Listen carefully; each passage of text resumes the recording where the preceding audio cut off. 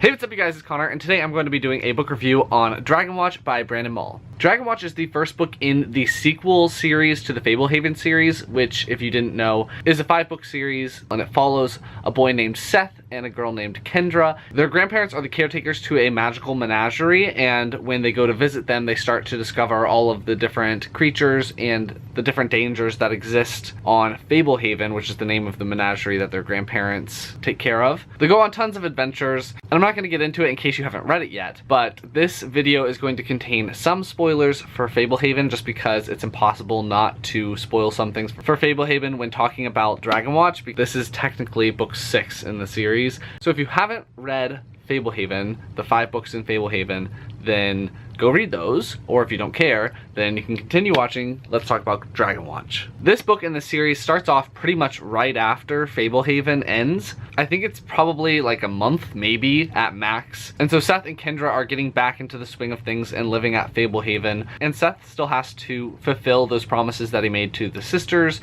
They're basically the Fates. And Kendra is becoming more involved with the fairies. So at the beginning of the book, both of the main characters are doing their own thing, and they both find out that dragons have started to make their next move. They're trying to secure their own freedom. They're trying to break out of the sanctuaries and take over the world, basically. And so it becomes Seth and Kendra's job to stop that from happening. The reason that Seth and Kendra have to become involved in all of this mayhem is because the caretaker of Wormroost, the new one, is not actually immortal, and that has to do with how Wormroost was originally set up and how it requires that its caretaker be a mortal, not immortal, a space mortal. And so the defenses against the dragons escaping have started to weaken. There are not many dragon tamers around, and so Seth and Kendra combined are able to fight off the effects of dragons. You already know this all, but in case you don't remember everything,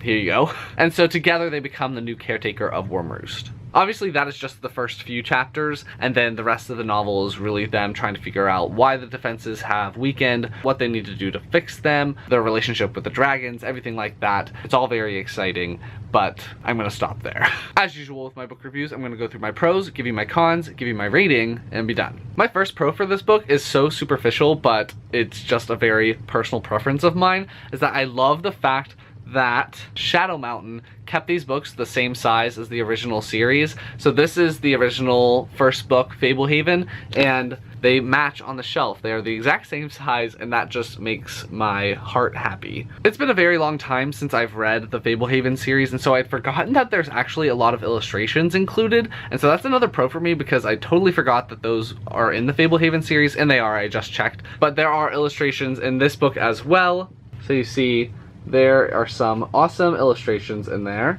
And they're about every 40 to 50 pages. So there's 6 or 7 illustrations in here, and I just thought that they really added something to the story. I like that Seth has matured some, which is expected because this is book 6 in his story, but he's not fully there yet. I mean, he is a 13-year-old at the beginning of this book. He still makes mistakes, and he still is a big risk taker. And so I like that his characterization has been very consistent in that regard. He hasn't flipped to a very responsible person. Him just messing up everything actually made me really happy because that's how he was in the original series, and I like that he's more mature. He doesn't take super crazy risks, but he still is a risk taker. I also like that Kendra has continued to mature. She's always been the more mature one in the series, but you can really see that Kendra is starting to become the woman that she will be when she's an adult. And as such, she's starting to take on more responsibilities. She allows Seth some more freedom because she knows that Seth has to have that to be able to mature into his own man. And she's also starting to think about her future and where she wants to go in her life and what she wants to do and the people that she's around, what that means, and thinking about what her affiliation with the fairies will mean for her future and everything like that. So I thought the new characters that were introduced were really interesting, especially Calvin.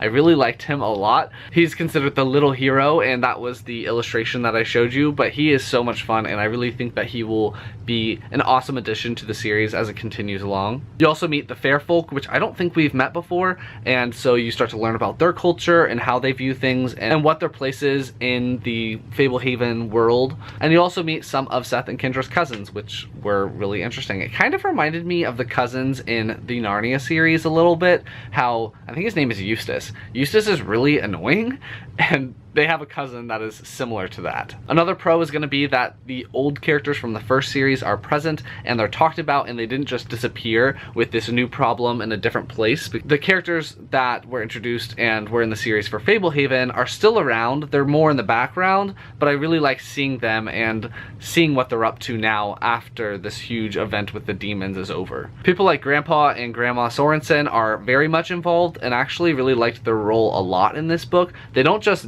disappear and the children are on their own. They're a little bit more involved, and so I like that there are adults that are responsible in this series that contribute to Seth and Kendra working towards their goal. If it's been a while for you since reading Fablehaven like it was for me, I actually really suggest picking up the Caretaker's Guide to Fablehaven, which is written by Brandon Mull and illustrated by Brandon Dorman. This does a really good job of telling you what's going to be in this series and giving you a little refresher on what it is. It's filled with illustrations and everything like that, so you just get to see some of the main players and, you know, people that you're going to see again in the series. And it also kind of recaps some stuff that happens in Fablehaven, so definitely recommend this if you're iffy on what happened in Fablehaven and you don't remember everything before you jump into this.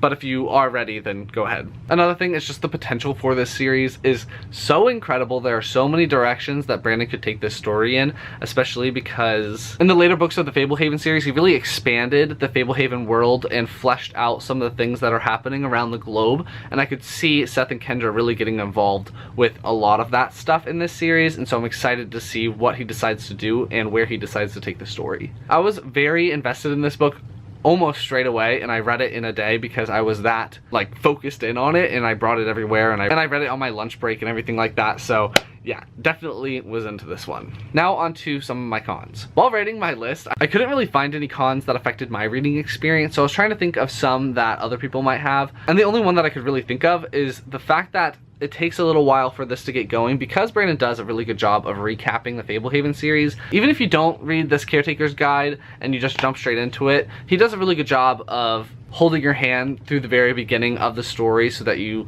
start to remember things that happened. And because of that, the beginning of the book is a little bit slower. So I'd say the first maybe 100 pages is a little bit slower before the story really kicks off, and then it's just a whirlwind of activity and trying to, you know, achieve their goals. So I could see people having a problem with that. It's also a little bit convenient, but it's middle grade, and I was so into it that I didn't care. So overall, I really enjoyed myself while reading this. I really enjoyed seeing Seth and Kendra again and exploring the world and just everything Fablehaven and everything Brandon Mull, really, in actuality, is so fantastic. I ended up giving this 5 stars because none of my cons that I could come up with affected my reading experience at all. I was so into it and I loved it. So that's gonna be my review on Dragonwatch by Brandon Mull. If you like this video, please give it a big thumbs up and comment down below if you've read Dragonwatch. If you have, who's your favorite new character? If you haven't yet, but you're considering it, are you more interested now? Anything you want me to know, leave it down below, and I will talk to you guys next time.